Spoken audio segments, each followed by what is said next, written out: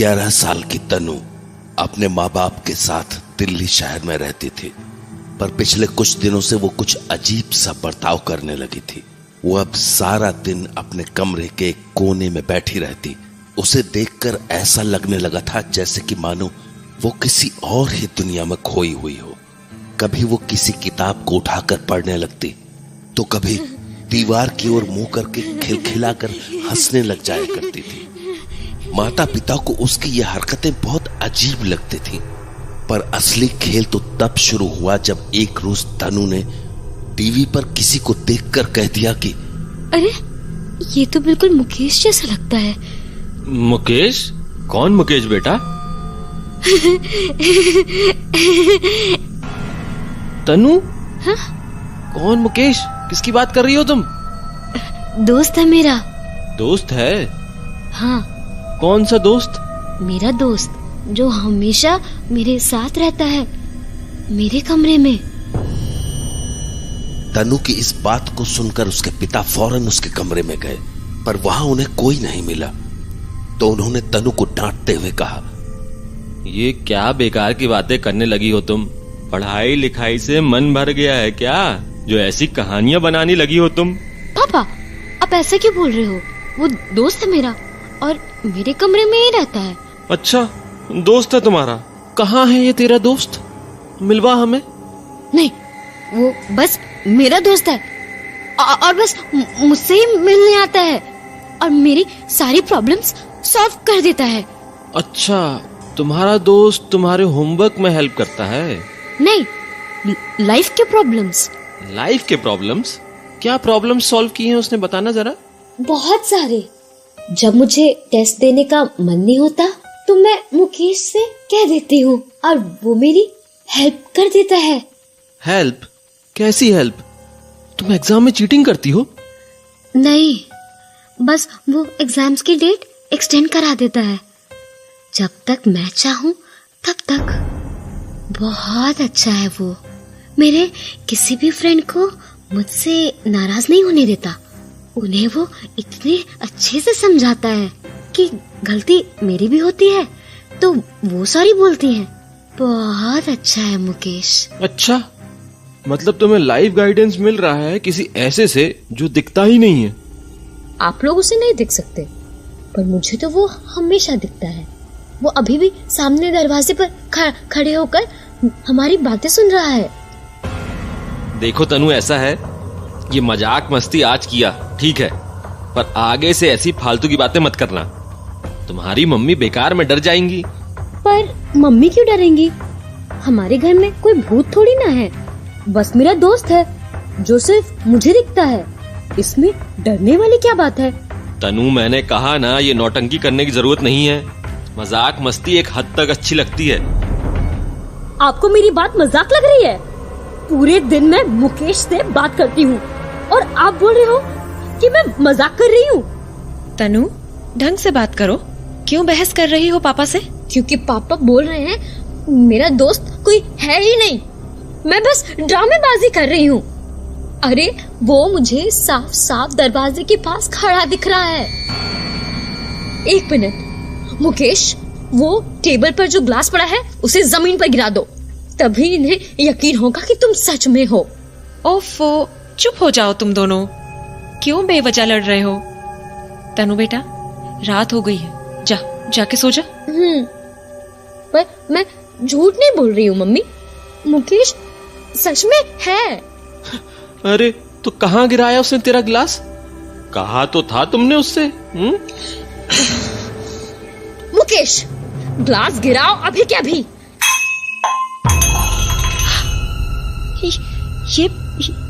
ये कैसे हुआ? मैंने कहा था ना, मेरा फ्रेंड सच में है।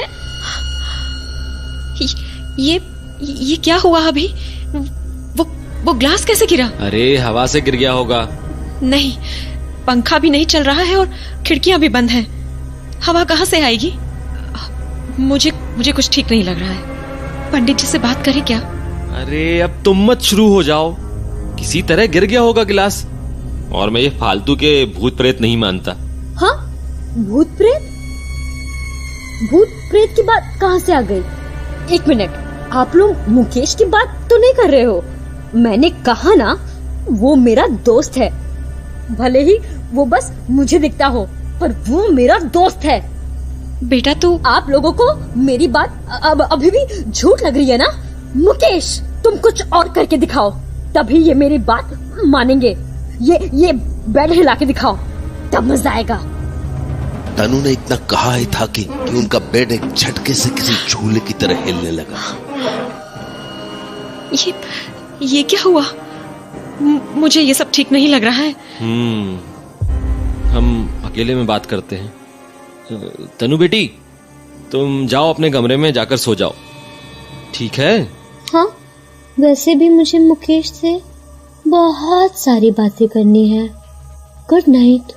उसके बाद तनु सीधा अपने कमरे के अंदर चली गई, पर अंदर जाते ही वो एकदम से रुक गई। ये दरवाजा कैसे बंद हो गया? वो भी अपने आप? तब तनु ने तो दरवाजे को छुआ भी नहीं था। देखिए, मुझे ये सब ठीक नहीं लग रहा है। कहीं तनु के ऊपर किसी बुरी शक्ति का साया तो नहीं है? कहीं हमारे घर में कोई बुरी आत्मा तो नहीं है? अरे ये क्या बोल रही हो तुम? आप ही बताइए, वो ग्लास कैसे गिर गया? और ये बेड कैसे हिला था? और अभी ये दरवाजा कैसे बंद हुआ था? हवा से? देखो, इतना मत सोचो। ये भी तो हो सकता है ना कि ये सब एक संयोग हो। अरे लेकिन तनु बेटा, डरा दिया ना मैंने? अरे मैं मजाक कर रही थी मम्मी। तो फिर? अरे सब कुछ मेरे प्लान का पार्ट था। ये ग्लास वैसे भी किनारे पर था, मुझे लग ही रहा था कि गिर जाएगा, तो बस मैंने आप लोगों को डरा दिया। और इस बेड के पैर तो वैसे भी कमजोर हैं, तो मैंने उसे भी झटके से हिला दिया। आप लोग ज्यादा मत सोचो इस बारे में। बेटा, ये मजाक था तो बहुत ही बुरा मजाक था, और आज के बाद ऐसा मजाक दोबारा मत करना। तुम्हें पता भी है मम्मी कितना डर गई थी। सॉरी पापा, सॉरी मम्मी, अब नहीं करूंगी। हाँ, भगवान का लाख लाख शुक्र है। अच्छा मम्मी, मैं ऊपर छत पर सो जाऊं? छत पर क्यों? बस ऐसे ही सोने दो ना। नहीं बेटा, छत पर बहुत मच्छर होंगे, तुम कमरे में ही सो जाओ। हाँ बेटा, मम्मी ठीक कह रही हैं। हाँ ठीक है। तनु, ये कैसे बात कर रही है तू? डरा दिया ना मैंने आपको फिर से। चलो मैं चलती हूँ, गुड नाइट। इतना कहकर तनु अपने कमरे में चली गई। तभी उसकी माँ ने कहा, आपने सुना ना, उसने कैसी अजीब सी आवाज निकाली थी। अब ये मत कह देना कि कोई संयोग है। नहीं, सुना तो मैंने भी था, कुछ अजीब तो जरूर है। सुनो, एक काम करो, आज तुम उसके कमरे में जाकर सो जाओ। मैं नहीं चाहता कि वो अकेली सोए। ठीक है। तो कुछ ही देर में तनु की माँ उसके कमरे में आ गई। मम्मी, क्या हुआ? यहाँ क्यों आई हो? अरे क्यों? मैं नहीं आ सकती? नहीं आ सकती हो, पर अभी तो सोने का टाइम है ना। हाँ, तो मैं भी तो तुम्हारे साथ सोने ही आई हूँ। हाँ, यहाँ? हाँ, आज मैं यही सोऊंगी तेरे साथ, और तुझसे ढेर सारी बातें भी करूंगी। तो किसी बात से परेशान तो नहीं है ना? नहीं। और तेरा पढ़ाई में मन लगता है ना? और तेरे दोस्तों के साथ तेरी लड़ाई तो नहीं होती ना? सीधे सीधे जो पूछना है पूछ, बातें मत घुमा। हाँ?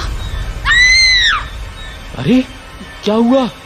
हाँ, हाँ, यहाँ आइए, जल्दी आइए। क्या हो गया? क्यों शोर मचा रही हो? इसने फिर से उसी डरावनी आवाज में बात की।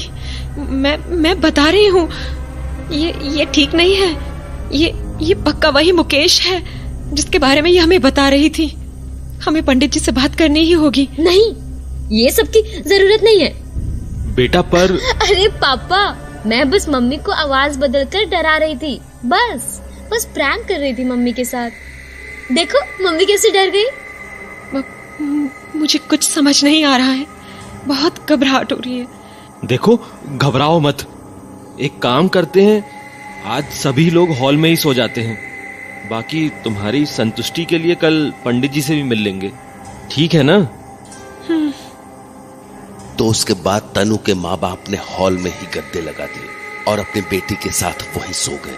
धीरे धीरे रात गहराने लगी और जैसे ही घड़ी में 3 बजे तनु की माँ की आंखें खुल गई और तब उन्होंने जो देखा उसने उनके रोंगटे खड़े कर दिए। उनकी बेटी तनु बिस्तर पर किसी जानवर की तरह बैठी हुई थी और उसके बालों ने उसके चेहरे को छिपा रखा था। तभी अचानक उसके बालों के बीच से उसका चेहरा दिखा।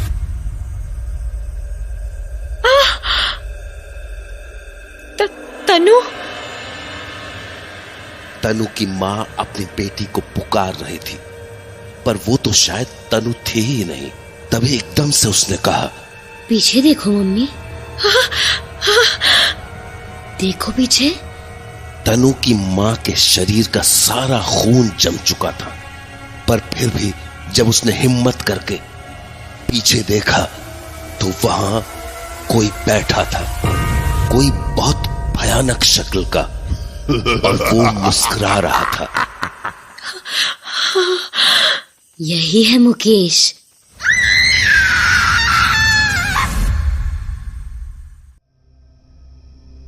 तनु की मां की चीख सुनकर अब पिता की भी नींद खुल गई थी। अरे क्या हो गया? ऐसे जोर से क्यों चिल्लाई? वो क्या हुआ? इतनी डरी हुई क्यों है? वो यहाँ पे कोई था। कोई था? कौन था? एक अजीब सा आदमी, यही मेरे बगल में। क्या? अरे कोई बुरा सपना देखा है क्या तुमने? नहीं, कोई सपना नहीं था। मैंने अपनी आंखों से उस आदमी को देखा था। और तनु तो क्या? तनु अभी अजीब सी हरकतें कर रही थी और वो भी जगी हुई थी। पर तनु तो सो रही है। नहीं, ये कोई सोवो नहीं रही, बस सोने की नौटंकी कर रही है। मैं आपको कह रही हूँ ना, मैंने अभी ये सब कुछ अपनी आंखों से देखा था। अरे पर ये भी तो हो सकता है ना कि तुमने कोई बुरा सपना देखा हो, और कभी कभी ऐसा हो भी जाता है। वैसे भी आज हमने बहुत ही अजीबोगरीब बातें की थी, शायद इसलिए तुम्हें ऐसा सपना आ गया। अरे पर वो आदमी यही था, मुझे नहीं पता। आप पूरे घर में देखिए। ठीक है, मैं जाकर चेक करता हूँ। तो तनु के पिता घर को चेक करने के लिए चले गए और तनु की मां वहीं सहम कर बैठी रही। उन्हें अब भी विश्वास नहीं हो रहा था कि उन्होंने क्या देखा था। वो उन बातों को याद ही कर रही थी कि तभी तनु के पापा लौट आए। मैंने कहा ना, कोई भी नहीं था, तुम फालतू में। तनु के पिता बोलते बोलते एकदम से रुक गए, मानो उनकी सांस अटक गई हो, क्योंकि उन्होंने कमरे के पर्दे के पीछे से अभी अभी किसी को झांकते हुए देखा था। एक पल को तो उन्हें वो उनका वहम लगा, पर फिर पर्दे के पीछे खड़े उस आदमी ने दोबारा से झांकने की कोशिश की तो तनु के पिता नाराज होकर बोले, कौन है वहाँ? वो भागे भागे उस पर्दे के पास पहुंचे, पर पर्दा हटाने पर उन्हें वहां कोई नहीं दिखा। चादर के अंदर से तनु की हंसी की आवाज आने लगी। तनु, तो तब से तू सोने का नाटक कर रही थी? हाँ? ये तो सो रही है। पर अभी तो ये जोर जोर से हंस रही थी, आपने भी सुना था ना। मुझे तो डर लग रहा है अब। रुको, मैं इसे जगाता हूँ। तनु उठो। पापा, क्या हुआ? कुछ हुआ क्या? वो तो तुम बताओगी अब। क्या खेल खेल रही थी तुम? खेल मतलब? नाटक मत करो तनु, तुम अभी हंस रही थी ना। मैं कब हंसी पापा? झूठ मत बोलो तनु, हम दोनों ने तुम्हें हंसते हुए सुना है। और कुछ देर पहले तो मैंने यहाँ इस कमरे में किसी आदमी को भी देखा था। मुकेश होगा, मैंने कहा था ना, वो मेरे साथ इसी घर में रहता है। अब तो मानते हो ना कि मेरा दोस्त सच में है। मुझे ये सब बिल्कुल भी ठीक नहीं लग रहा है, हमें पंडित जी से बात करनी ही होगी। अजीब तो अब मुझे भी लग रहा है। एक काम करते हैं, कल सुबह ही पंडित जी के पास चलते हैं और अभी के लिए इसे अपने साथ नीचे ही सुला लेते हैं। ठीक है। तो उसके बाद तनु के माता पिता ने तनु को नीचे ही सुला लिया और आंखें बंद किए सुबह होने का इंतजार करने लगे। उस रात और कुछ नहीं हुआ और सुबह होते ही पूरा परिवार पंडित जी से मिलने के लिए तैयार हो गया। वो लोग निकलने ही वाले थे कि तभी तनु ने कहा, पापा, मम्मी, मुझे कुछ ठीक नहीं लग रहा है। हाँ, क्या हुआ बेटा? मम्मी, मेरे पेट में बहुत जोर का दर्द हो रहा है। पेट दर्द अचानक से कैसे? पता नहीं मम्मी, आप लोग जाओ, मैं नहीं जा पाऊंगी। अरे नहीं बेटा, अगर इतनी ज्यादा तकलीफ है तो हम पहले डॉक्टर के पास चले जाते हैं ना। हाँ, डॉक्टर को दिखाने के बाद मंदिर चले जाएंगे। नहीं, उसकी जरूरत नहीं पड़ेगी। मतलब उतना भी दर्द नहीं है। हाँ, अभी तो कह रही थी बहुत दर्द है। नहीं, मतलब दर्द है पर उतना भी नहीं कि डॉक्टर के पास जाना पड़े। अच्छा, एक काम करो, घर में दवाई पड़ी होगी, इसे लाकर खिला दो। ठीक है।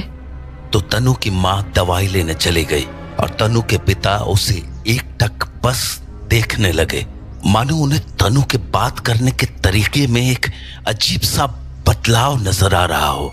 तभी तनु की माँ दवाई लेकर आ गई, पर जैसे ही उन्होंने दवाई तनु की तरफ बढ़ाई, तनु ने कहा, अरे मम्मी, ये सर दर्द की दवाई की क्या जरूरत है? सर दर्द ही है ना, थोड़ी देर सो जाऊंगी तो ठीक लगेगा। हाँ, सर दर्द की दवाई? क्या बोल रही है बेटा? अरे आप दवाई उसी के लिए लाए हो ना, ताकि मेरा सर दर्द ठीक हो जाए। क्या? अरे पर तेरे पेट में दर्द हो रहा था ना, तभी तो दवाई लाई हूँ। हाँ, नहीं, दर्द मेरे पेट में नहीं है, मेरे पाँव में है। इसलिए तो मैंने कहा था कि मैं मंदिर नहीं जाऊंगी, आप लोग जाओ ना। ये क्या बोल रही है? अभी थोड़ी देर पहले तो तूने कहा था कि तेरे पेट में दर्द था, तो फिर अब बात समझ नहीं आ रही है क्या? बोला ना तनु नहीं जाएगी। ये आपने सुना ना अभी? ये इसने किस तरह से बात की? आपने सुना ना?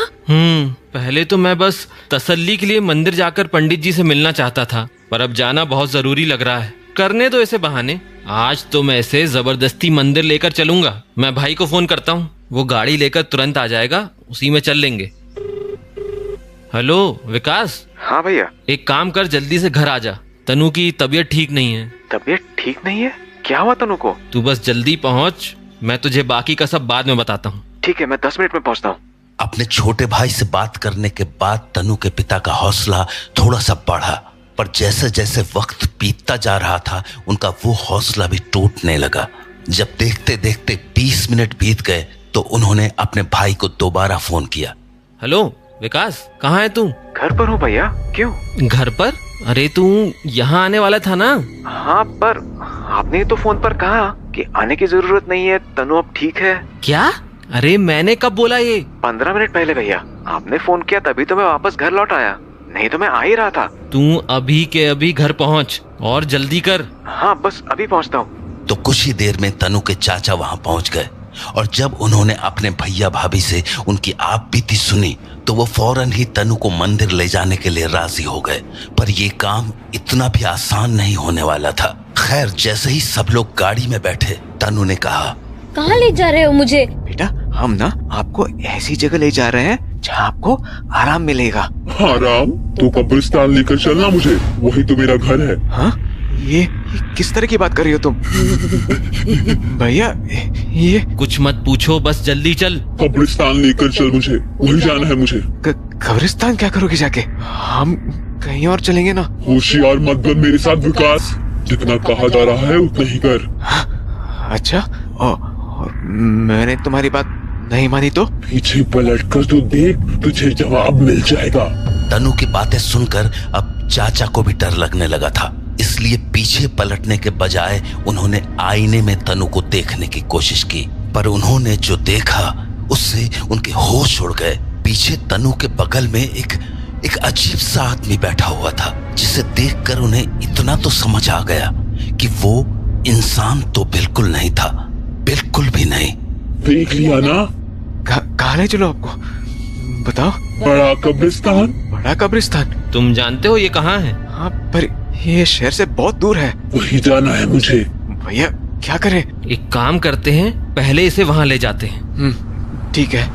तो उसके बाद वो लोग बड़े कब्रिस्तान की ओर निकल पड़े और लगभग 1 घंटे के सफर के बाद आखिरकार वो लोग वहां पहुंच ही गए। वो इलाका बहुत ही ज्यादा सुनसान था और आसपास की जमीन बिल्कुल बंजर सी। तो तनु के पिता गाड़ी में बैठकर आसपास देख ही रहे थे कि उन्हें अपनी बाईं ओर एक आदमी खड़ा दिखा। तो उन्होंने उससे पूछा, भाई साहब, बड़ा कब्रिस्तान यही है? हाँ यही है, पर आप लोग यहाँ क्यों आए हैं? नहीं, वो हमें यहाँ कुछ काम था। काम था? यहाँ आसपास देख रहे हो आप? हाँ? अरे भाई साहब, जो भी काम था ना वो यहाँ नहीं हो पाएगा। किसके कहने पर आ गए आप यहाँ? आप जानते भी हो इस जगह के बारे में? हाँ? नहीं, क्यों? अरे ये जगह शापित है, शापित। किसके कहने पर आए हो यहाँ? भाई साहब, आपको कहूंगा तो आप मेरा विश्वास नहीं करेंगे। अरे सीधे सीधे बोलना, प्रेत लेकर आया है तुझे यहाँ? हाँ? गलत बोल रहा हूँ क्या मैं? उसी के कहने पर आए हो ना यहाँ? कुछ बोलेगा? हाँ जी, मुझे ठीक से तो नहीं पता, पर मेरी बेटी कुछ अजीब सा व्यवहार कर रही है। हाँ हाँ, प्रेत है उसके सर पे, साफ पता चल रहा है। हाँ जी, वो बता रही थी उसे कोई मुकेश दिखता है और उसी के कहने पर हम यहाँ आए हैं। मुकेश? अरे किसी भी मुकेश का यहाँ क्या काम है? ये कब्रिस्तान है। ऐसा है कि वो प्रेत आपको बहका रहा है, खेल रहा है तुम्हारे साथ। ये जगह इतनी ज्यादा शापित है कि यहाँ आसपास की जमीन तक बंजर हो चुकी है। यहाँ अब कोई नहीं आता। यहाँ पर जितने भी कब्र थे सबको हटा दिया गया है। ये जगह जिन और प्रेत आत्माओं का घर बन चुका है। इसीलिए जितनी जल्दी हो सके यहाँ से निकल जाओ, नहीं तो अपनी बेटी को बचा नहीं पाओगे। क्योंकि अगर यहाँ की हवा लग गई ना तो जिंदगी लग जाती है, पर लोग ठीक नहीं हो पाते। मेरा बेटा खुद इस तकलीफ को भोग रहा है, इसीलिए मुझे हर दोपहर यहाँ आकर कुछ काम करने पड़ते हैं ताकि मेरा बेटा ठीक रहे। इसीलिए बेहतर होगा कि आप यहाँ से जितनी जल्दी हो सके चले जाएं। जी, यहाँ पर आसपास कोई मंदिर है क्या? मंदिर? अरे 15 किलोमीटर तक यहाँ लोग तक नहीं दिखेंगे आपको। वो प्रेत जानबूझकर आपको यहाँ लाया है ताकि और ताकतवर हो सके। इसीलिए अब और इंतजार मत कीजिए और जल्द से जल्द यहाँ से निकल जाइए। उस आदमी ने इतना कहा ही था कि तनु गाड़ी से निकली और भागती हुई कब्रिस्तान के अंदर चली गई। तनु बेटा, तनु बेटा! भाई साहब, ये ठीक नहीं हुआ। अगर आपकी बेटी इस कब्रिस्तान में खो गई तो उसे आप कभी नहीं ढूंढ पाओगे। जल्दी से ढूंढना होगा उसे। हाँ विकास, चल। नहीं, अंदर ज्यादा लोगों का जाना बिल्कुल भी ठीक नहीं है। कहीं किसी शक्ति ने आप लोगों को भी अपना शिकार बना लिया तो बहुत दिक्कत हो जाएगी। चलिए मैं आपके साथ चलता हूँ। वैसे भी मुझे अंदर के रास्ते की थोड़ी बहुत समझ है, हर रोज ही आना होता है मेरा यहाँ। तो उसके बाद तनु के पिता और वो आदमी कब्रिस्तान के अंदर जाकर तनु को ढूंढने की कोशिश करने लगे, पर अंदर का जंगल इतना घना था कि कुछ भी ठीक से दिख नहीं रहा था। तनु बेटा, तनु बेटा! भाई साहब, नाम पुकारने से आपकी बेटी नहीं मिलेगी। वो इस वक्त आपकी बेटी तनु है ही नहीं। तो क्या करें? कहाँ ढूंढे उसे? सामने थोड़ी दूर पर एक पुरानी कब्र है। अगर मेरा शक सही है तो वो हमें वहीं मिलेगी। पर क्यों? कब्र पर क्यों? बस समझ लीजिए, तबाही की शुरुआत वहीं से होती है। क्या? देर मत कीजिए, जल्दी चलिए। तो वो दोनों फौरन कब्रिस्तान के अंदर चले गए और कुछ ही देर में वो दोनों उस कब्र के पास पहुंच गए और संयोग से तनु उन्हें वहीं लेटी हुई मिली। तनु! भाई साहब, जितनी जल्दी हो सके इसे गोद में उठाकर यहाँ से ले चलो। अरे पर ये बेहोश कैसे हो गई? भाई साहब, मेरी बात मानो। ये जितनी देर इस कब्रिस्तान के अंदर रहेगी आपसे उतनी ही दूर होती रहेगी। इसीलिए इसे गोद में उठाओ और फौरन बाहर ले चलो। तो उस आदमी की बात मानकर तनु के पिता ने तनु को गोद में उठाया और कब्रिस्तान के बाहर लेकर आ गए। पर अभी उन्होंने उसे गाड़ी की पिछली सीट पर लिटाया ही था कि उन्हें उसकी गर्दन और हाथों पर कुछ अजीब से उंगलियों के निशान दिखे। ये क्या है? ये निशान कैसे हैं? पता नहीं कैसे निशान हैं। मैंने साफ करने की कोशिश की थी पर ये निकल ही नहीं रहे। ये कोई आम निशान नहीं है भाई साहब। मेरी मानिए तो आप बिल्कुल भी देर मत कीजिए और जल्द से जल्द जाकर किसी पंडित से मिलिए, नहीं तो अनर्थ हो जाएगा। उस आदमी की बात सुनकर वहां खड़े सभी लोगों की रूह कांप गई और वो लोग वहां से फौरन किसी मंदिर की तरफ निकल गए। तो कुछ ही देर में वो लोग मंदिर पहुंच गए, पर जब पंडित ने तनु को देखा, बिटिया तो ठीक ही लग रही है। नहीं पंडित जी, ये अभी थोड़ी देर पहले तक बहुत अजीब अजीब हरकतें कर रही थी। हाँ, पर अब इसे देखकर ऐसा नहीं लग रहा कि इसके ऊपर किसी प्रेत का साया है। शायद वो जो कुछ भी इसके ऊपर था वो जा चुका है। तो पंडित जी, तनु अब ठीक रहेगी? हाँ बिल्कुल। पंडित जी की बातें सुनने के बाद उन सभी के मन को आराम सा मिला। पर जैसे ही वो लोग मंदिर के बाहर अपनी गाड़ी के पास आए, तनु जोर जोर से हंसने लगी और गाड़ी के बोनेट पर जोर जोर से अपने हाथ पटकने लगी। तनु बेटा, तनु। विकास, मुझे लगता है ये इस मुकेश का ही किया धरा है। तुम जाकर जल्दी से पंडित जी को बुला लाओ। तो कुछ ही देर में तनु के चाचा भागकर पंडित जी को बुला लाए। पंडित जी के आते ही तनु शांत सी हो गई और पीछे पलटकर खड़ी हो गई, मानो उसके अंदर का मुकेश पंडित जी से नजरें तक नहीं मिलाना चाहता था। तभी पंडित जी ने कहा, ये प्रेत बहुत ही शातिर है। मंदिर आने के पहले इसने इस बच्ची का शरीर छोड़ दिया था, तभी ऐसा लग रहा है कि इस बच्ची पर किसी का साया नहीं है। पर पंडित जी, अब हम क्या करें? ये तो मंदिर के अंदर जा ही नहीं रहा, तो इसका समाधान कैसे होगा और मेरी बेटी कैसे ठीक होगी? चिंता मत करो, इसका उपाय है मेरे पास। आप लोग बस इसे कस के पकड़े रखिए। पंडित जी के कहने पर जब उन्होंने तनु को जबरदस्ती पकड़ लिया तो पंडित जी ने तुरंत उसके दोनों अंगूठों पर एक कलावा बांध दिया। कलावे के बांधते ही तनु शांत सी हो गई। अब ये प्रेत इसके शरीर को नहीं छोड़ पाएगा। आप बच्ची को मंदिर के अंदर लेकर आइए। पंडित जी के कहने पर वो लोग तनु को मंदिर में लेकर चले आए। उसके बाद पूरी रात पूजा चली और सुबह जाकर पंडित जी ने तनु के माता पिता से कहा, आपकी बेटी आप सुरक्षित तो है, लेकिन दो बातें हैं जो आप सभी को हमेशा ध्यान में रखना होगा। कौन सी दो बातें पंडित जी? पहला ये कि किसी भी हालात में तनु की कलाई पर बंधा हुआ धागा खुलना नहीं चाहिए और ये धागा हर महीने 2 महीने में बदलता रहना होगा, वरना संकट दोबारा लौट सकता है। मैं समझा नहीं पंडित जी। तनु के ऊपर जो प्रेत है उससे हमेशा के लिए छुटकारा पाना नामुमकिन है, इसलिए उससे बचने का एकमात्र उपाय यही है कि उस प्रेत को तनु के पास आने का मौका ही ना मिले। इसलिए धागे का बंधा रहना जरूरी है। पर धागे की मंत्रों की शक्ति कमजोर हुई तो वो संकट दोबारा इसकी तरफ आने की कोशिश कर सकता है। पर पंडित जी, हमें पता कैसे चलेगा कि धागा कमजोर पड़ने लगा है? वो आपको आपकी बेटी खुद बता देगी। तनु बता देगी? पर कैसे? जैसे ही धागा कमजोर होने लगेगा वो प्रेत तनु को दोबारा से दिखने लगेगा। इसलिए बच्ची से ये जरूर कहना कि जब भी कभी वो दोबारा दिखने लगे ये आप लोगों को जरूर बता दे। ठीक है पंडित जी। उस रोज के बाद से तनु की जिंदगी वापस से सामान्य हो गई थी। पर जैसे ही उसकी कलाई पर बंधे हुए उस धागे की शक्ति कम पड़ने लगती थी। मम्मी, पापा। तनु बेटा, क्या हुआ? क्या हुआ बेटा? बोलना। मुकेश